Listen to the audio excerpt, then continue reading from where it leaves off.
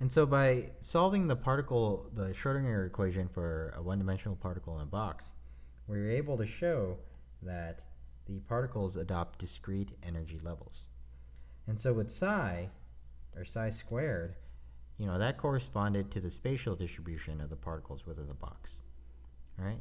But when it comes to the probability distribution or the energy distribution of the particles, we could use the fact that these energy levels are discrete.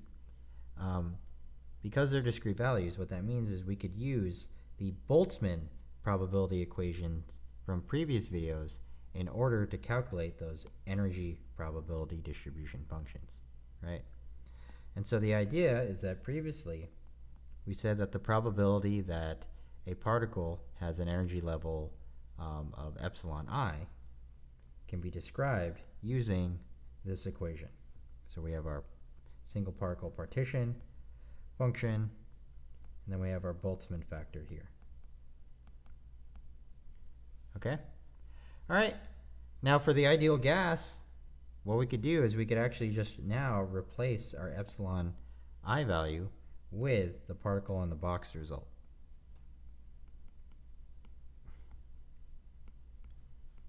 So this n here is now our quantum number.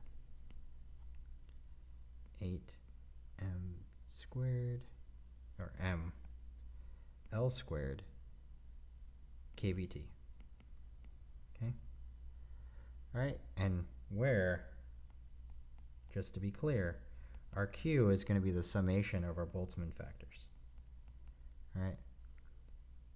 Where we go from 1 to infinite sort of energy levels here.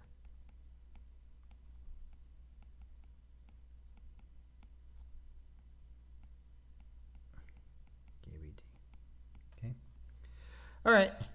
Now, as soon as we get to larger sort of I values, n squared, the difference between each of these quantum or these energy levels is going to be very small. So energy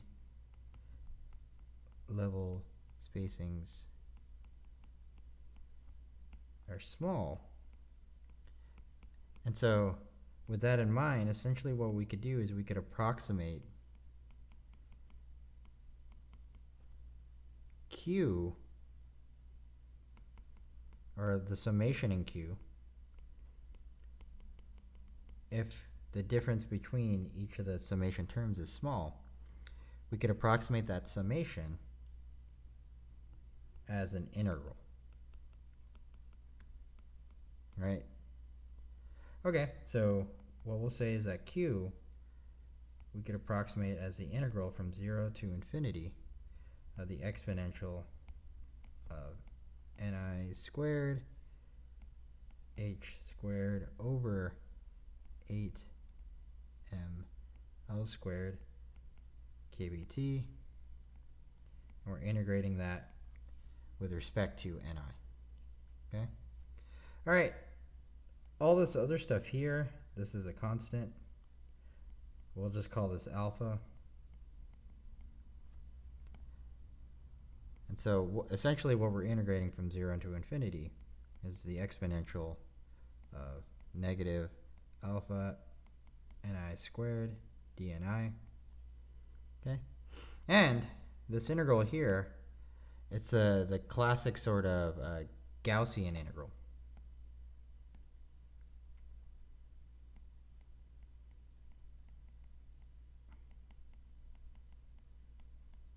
Right?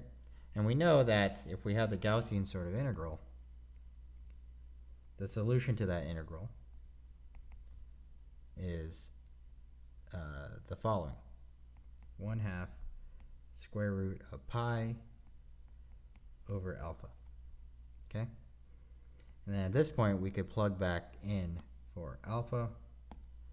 And so we get that our partition function is just going to be 2 pi m kBt divided by h squared, all this to the 1/2 times L. Okay? And so this partition function, basically, this is the factor that normalizes our probability distribution. Okay? All right, and so just to kind of tie this back into the physical meaning, here our partition function, not only does it normalize the probability distribution, it also describes the accessible energy levels for a single particle moving in one dimension.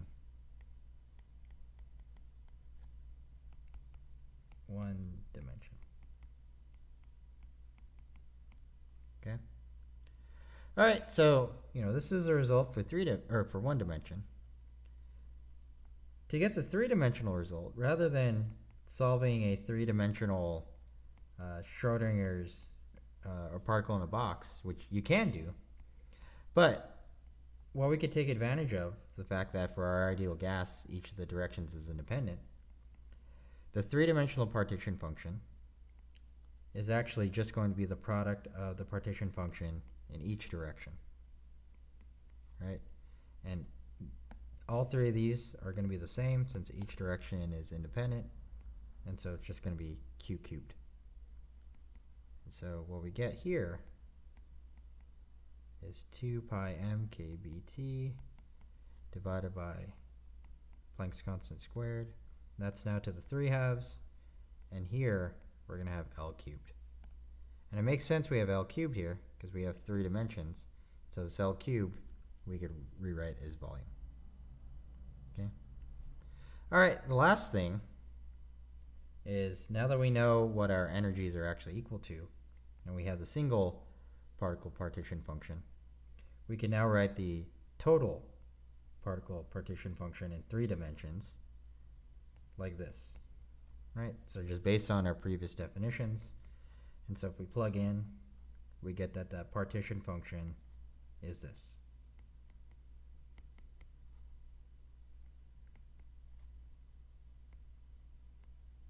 (3n over 2 v to the n divided by n factorial).